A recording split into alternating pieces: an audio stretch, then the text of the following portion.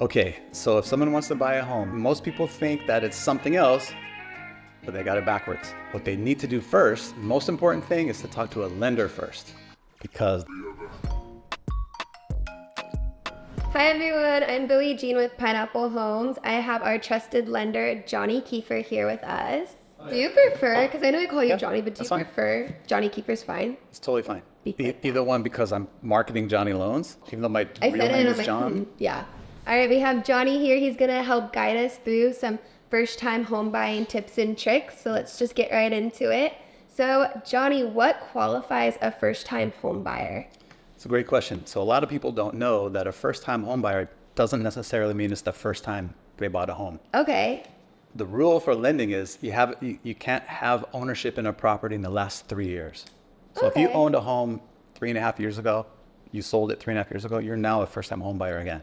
That's incredible. A lot of Isn't that people great? wouldn't know that. Yeah. Right? Because it just flies in the face of logic with the term first-time home buyer, right? Yeah. But you can be a second time, third time, fourth time, but you still qualify as a first-time home buyer if you haven't had ownership in a property in the last 3 years. That's crazy. Yeah. Wow. And what is the benefit to being a first-time home buyer? It's another great question. So there are several benefits. One of the most important one is that we have first-time homebuyer loan programs that offer lower interest rates and lower mortgage insurance. Okay, so every 3 years, people could be taking advantage of this. They could. Okay. Well, they'd have to sell their other home. Though. Sell one and buy another one 3 years later. Got it. Okay.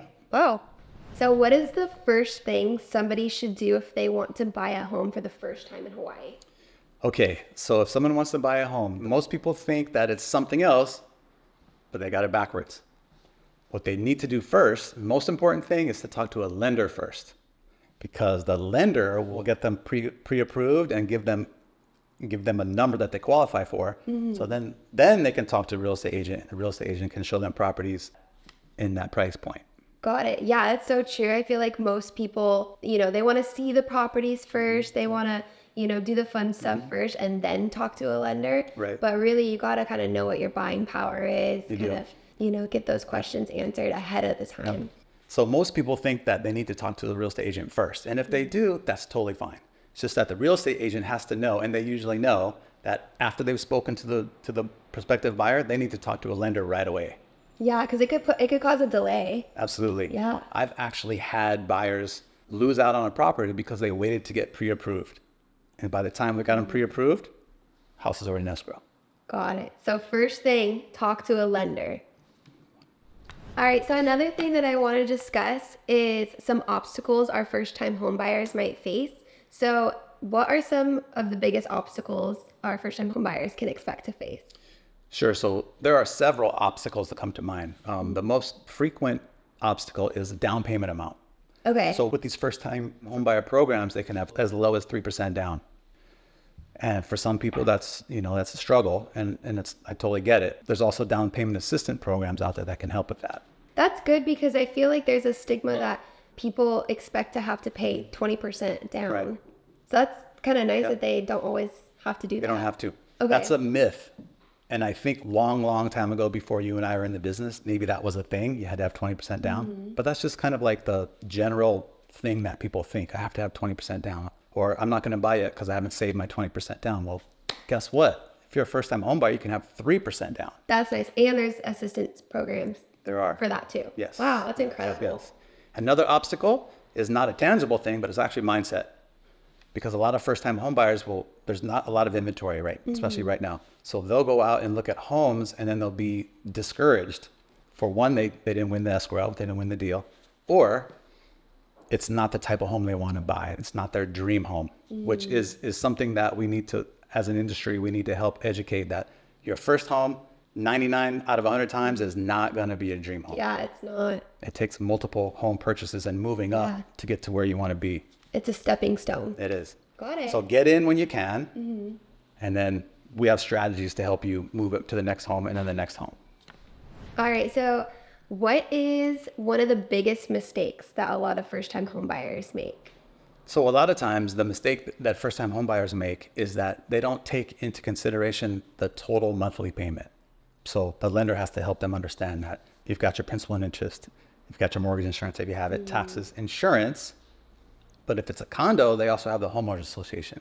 Got it. Because a lot of them are used to just paying flat fee rent. Yes. You know, here's that. So a lot of them yes. think, oh, a mortgage is going to just be the same as paying rent. Right. Yep. Okay. And they don't factor in all of those different costs. So then when they get into escrow and they see what it's going to cost a month, you know, they just get kind of scared.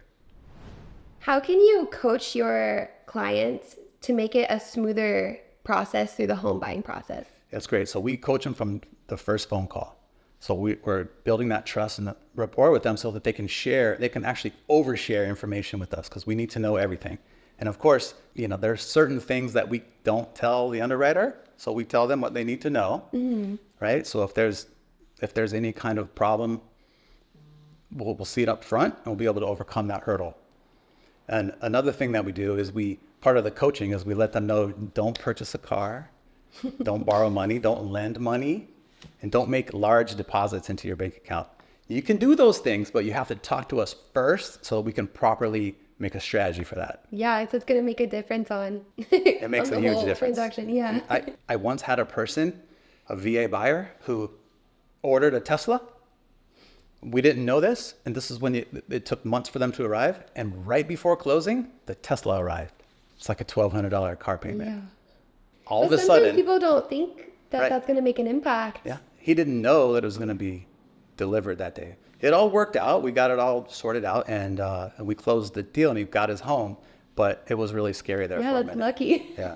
That doesn't always happen. It doesn't. Have you ever had a scenario where that did affect Yes. closing? And Yes. I actually have one right now where the buyer sold their car, but the money that they got, they didn't put the full amount into the account. So it looks like a cash deposit that came from nowhere. Yes. So we're working on that right now. And the answer to that is we're going to get the receipt and we're going to backtrack all the deposits and things. And we'll work it out, but it's going to delay things. so for those who may not understand, Mm-hmm. why would that pose a problem? Yeah, so that's the thing. We have to coach them up and let them know that it is a problem. And the reason it's a problem is because for federal lending laws, we have to track where funds came from Got it. per the Patriot Act. So we have to know where funds come from, and it can't be cash. It has to be documented. Got it. So when they have a large deposit of cash, now the underwriter's going to say, where'd this come from? And if you cannot show where it came from, they can't use it. Wow. They can't use it for this property. They can use it for whatever they want, but they can't use it to qualify for this loan anymore. Wow. So moral of the story, just be as transparent with your Yes. transactions as Yes. possible. Up front is better. Even if it's uncomfortable and you don't want to talk about it, you just have to trust your lender is going to take that information, process it, and work out a game plan. All right, final question, Johnny. What is the biggest piece of advice that you have for someone who wants to buy their first home? Biggest piece of advice would be find a team, a lender, and a real estate agent that you know, like, and most importantly, you trust them. Because that relationship is paramount. That's what's going to get you the deal. It's make or break. It's that important. Your lender, you have to trust your lender, and you have to trust your real estate agent. And if you don't, you need to find another one. That being said, you know who to call. All right, everyone, let's give it up for Johnny Lowe. Oh, thank you so much. Thank you. And this is his info right here for you guys. And again, I'm Billiejean with Pineapple Homes. Here's my information. And thanks for watching.